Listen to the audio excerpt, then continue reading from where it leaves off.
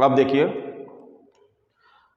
Important चीजें जो बताऊंगा वो एग्जाम के लिए बहुत ही महत्वपूर्ण है, थोड़ा ध्यान दे लीजिए।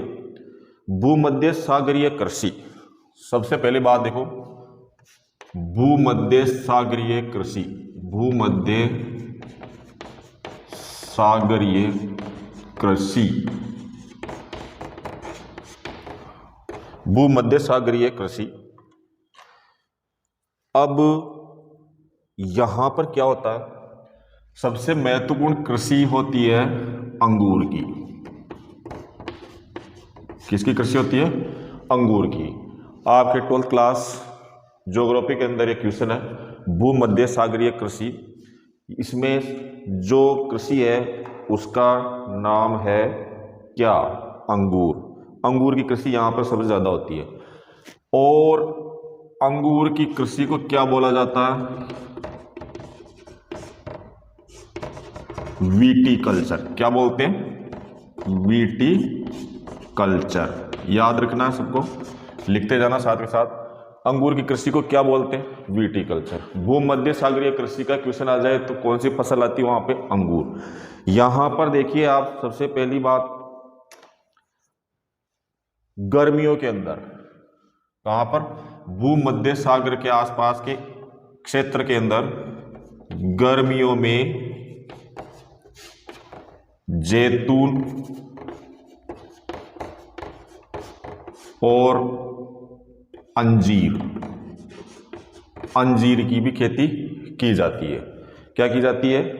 अंजीर और जैतून की खेती भी की जाती है। अब देखिए यहां पर जो अंगूर होते हैं, यहां पर अंगूर होंगे अच्छी किस्म के। कौन से? अच्छी किस्म के अंगूरों से, अच्छी किस्म के अंगूरों से यहां पर शराब बनाई जाती है। क्या बनाई जाती है? शराब बनाई जाती है। शराब का निर्माण कहां से होता है? अच्छी किस्म के अंगूर जो होते हैं, जो भूमध्य सागरीय कृषि के अंतर्गत आते हैं, उनसे क्या बनाया जाता है? शराब। और लो क्वालिटी के अंगूर, कौन से? लो क्वालिटी के अंगूर, यानी कि इससे थोड़े से कम अंगूरों से क्या बनाई जाती है? मुनक्का व किशमिश, ज्योग्राफी के अंदर ये क्लास है, इंपॉर्टेंट क्वेश्चनों की जो क्लास है उसकी क्लासें रेगुलर चलती रहेगी अपने। तो अब ये क्वेश्चन था आपके, जो आपके कोर्स के अंदर है, भूमध्य सागरीय कृषि। क्या था? भूमध्य सागरीय कृषि।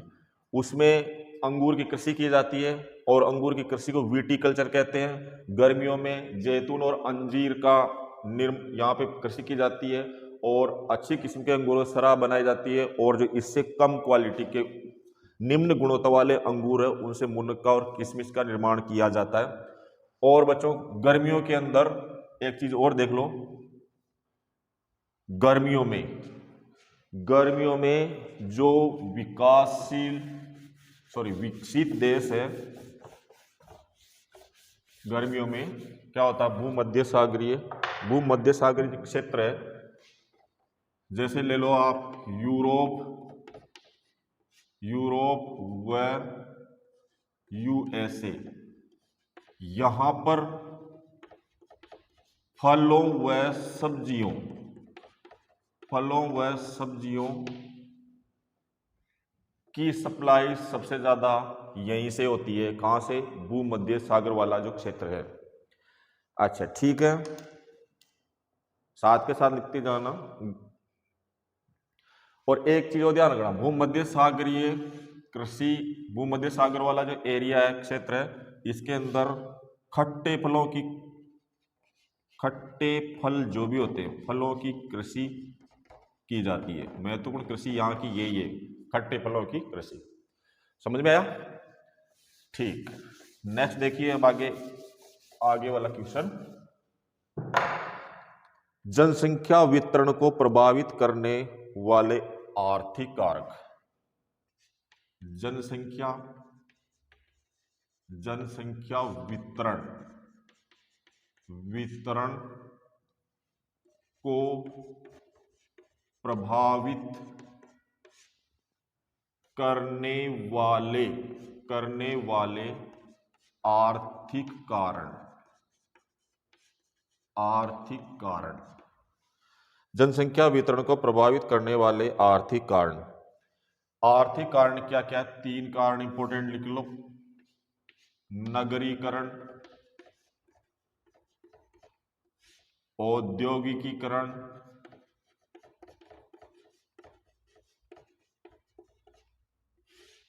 औद्योगिकीकरण के बाद लिखो खनिज। ये महत्वपूर्ण कारक है।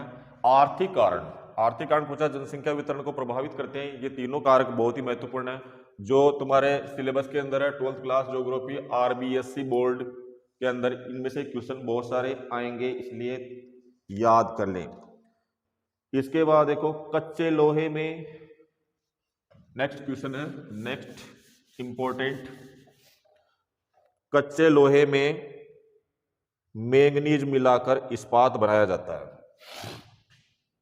जैसे कच्चा लोहा है, इसमें क्या मिलाया? मैंगनीज। क्या मिलाया? मैंगनीज। इससे क्या बना? इस्पात। इससे किसका निर्माण हुआ? इस्पात का। और एक चीज और ध्यान रखना कि कच्चे लोहे के अंदर आपके सिलेबस के अंदर दिया हुआ मैंगनीज मिलाकर क्या बनाया जाता है? इस्पात बनाया जाता है। मैंगनीज के अलावा और क्या मिला सकते हैं अपन इस्पात बनाने के लिए?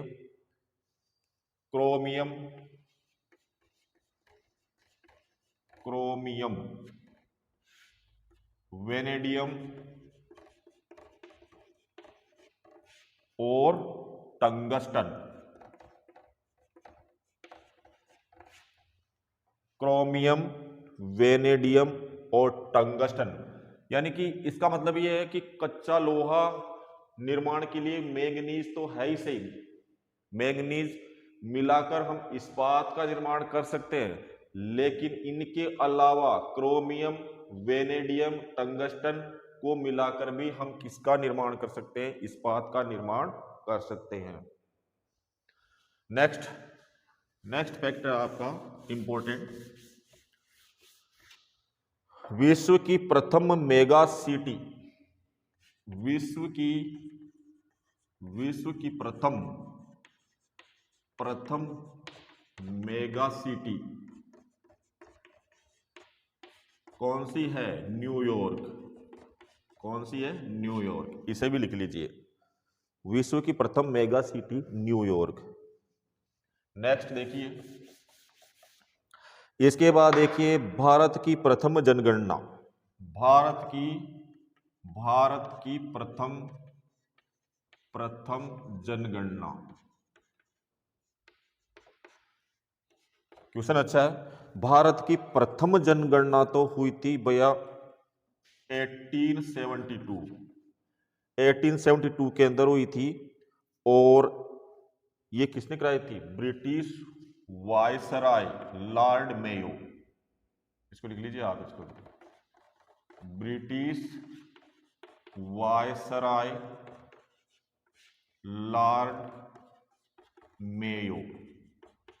ये तो थी प्रथम जनगणना। कौन सी थी? ये तो थी प्रथम जनगणना। और इसके बाद देखो भारत की पहली संपूर्ण जनगणना। क्वेश्चन यहां से बनता है। ये तो प्रथम जनगणना हुई थी, और भारत की पहली संपूर्ण जनगणना, ये भी अच्छा है। भारत की प्रथम संपूर्ण यानी कि कंप्लीट हुई थी संपूर्ण जनगणना। भारत की प्रथम संपूर्ण जनगणना हुई थी अपनी 1881।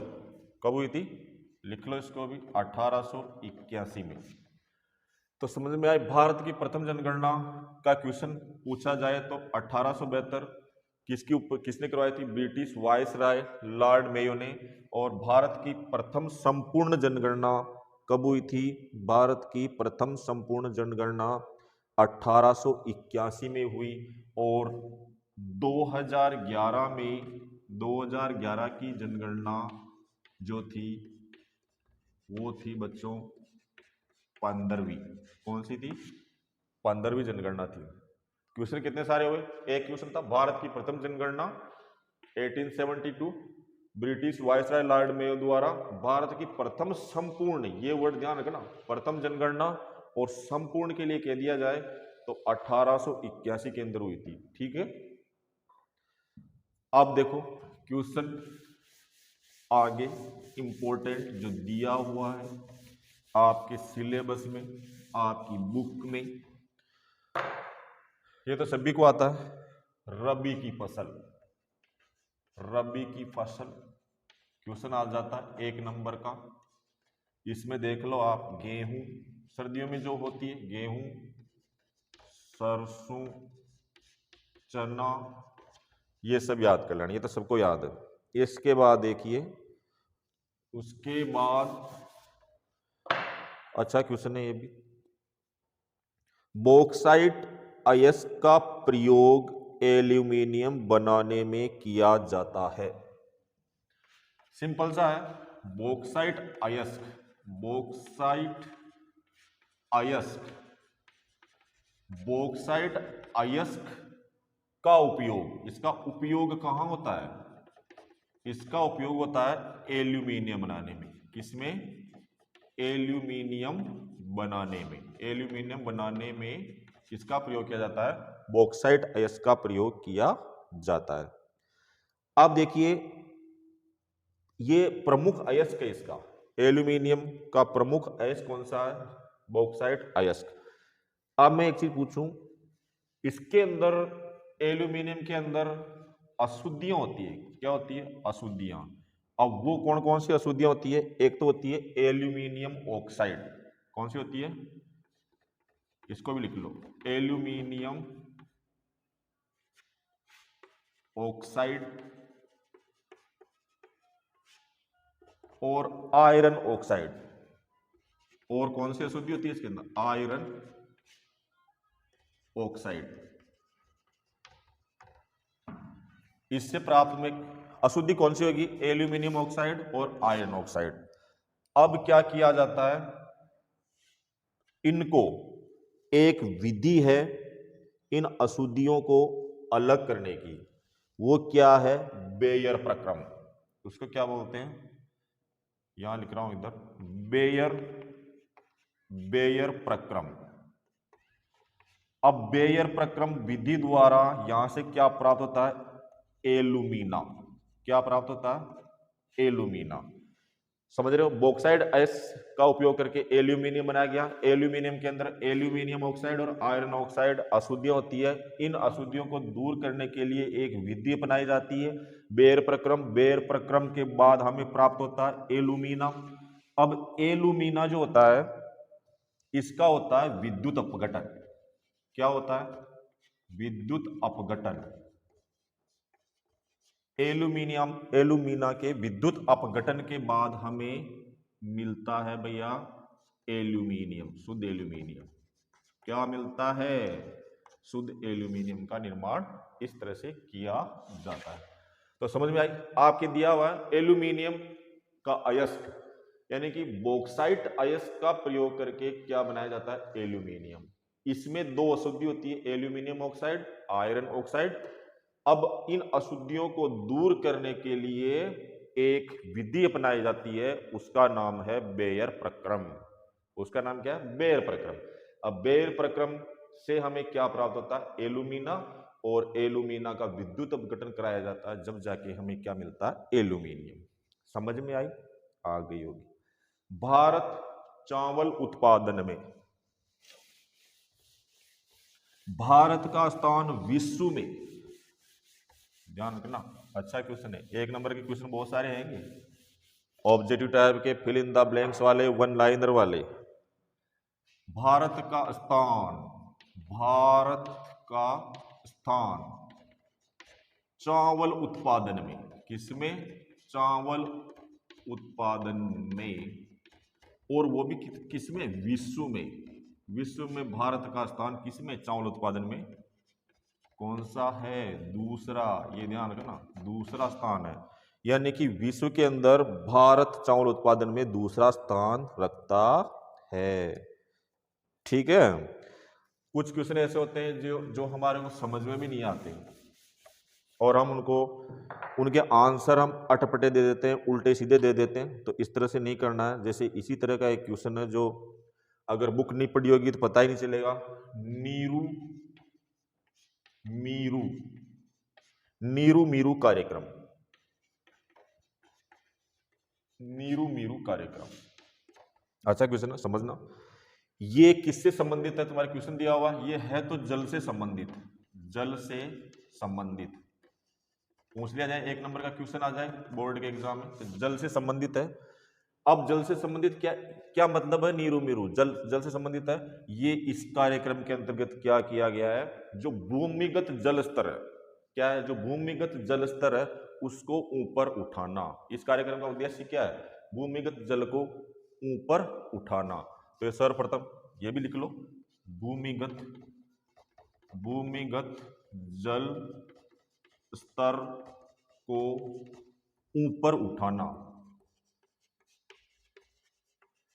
पूछ लेते हैं 1-2 नंबर का क्वेश्चन आ जाए। नीरू मीरू कार्यक्रम किससे संबंधित? जल से संबंधित है। और इसका काम क्या है? इसका उद्देश्य क्या है? तो भूमिगत जल स्तर को ऊंचा उठाना। और ये हैदराबाद में स्टार्ट किया गया था। कहां गया था? हैदराबाद में, आंध्र प्रदेश में स्टार्ट किया गया था। ठीक है। इसके बाद देखो नेशनल रिमोट सेंसिंग सेंटर, ये भी अच्छा क्वेश्चन है। रिमोट टीवी वाला मत समझना तुम, रिमोट क्या है टीवी वाला मत समझना भैया। शब्दों के अर्थ समझा करो, शब्दों के अर्थ नहीं समझोगे, लिख लिख के याद नहीं करोगे तो कुछ नहीं आएगा। नेक्स्ट देखिए, नेशनल रिमोट सेंसिंग सेंटर, लिख रहा हूं नेशनल रिमोट सेंसिंग सेंटर। अच्छा क्वेश्चन है। अब देखो नाम देखने से पता चल रहा है तुम क्या करोगे, कुछ ही नहीं करोगे, वहां पे एग्जाम में थोड़े लिख पाओगे। अब भैया ये नेशनल रिमोट सेंसिंग सेंटर है, इसका हैदराबाद में। कहां पर है ये? हैदराबाद में। नेशनल रिमोट सेंसिंग सेंटर क्या है? ये है राष्ट्रीय दूर संवेदी, हिंदी में लिख लो, समझ रहे हो ना? राष्ट्रीय दूर संवेदी, राष्ट्रीय दूर संवेदी केंद्र। अब तुम पूछोगे सर इसको क्यों स्थापित किया गया, क्या कारण है, क्या जरूरत पड़ेगी इसकी स्थापना की? तो देखिए ये क्या करता है, उपग्रह द्वारा लिए गए चित्रों को, भाई उपग्रह है ना, लिख लो, उपग्रहों द्वारा लिए गए चित्रों को जन सामान्य